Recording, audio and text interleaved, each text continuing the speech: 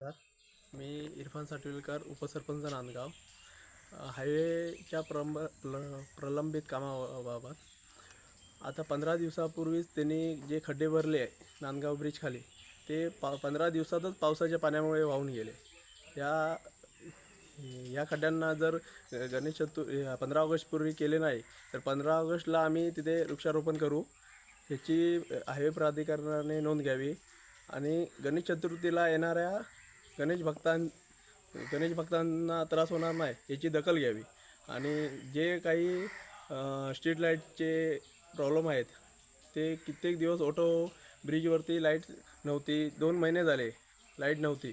आणि 2 महिन्यानंतर जी लाईट चालू केलेली आहे ती अर्धे चालू आहेत, ते दिवसरात्र चालू आहेत, त्याची पण त्यांनी दखल घ्यावी.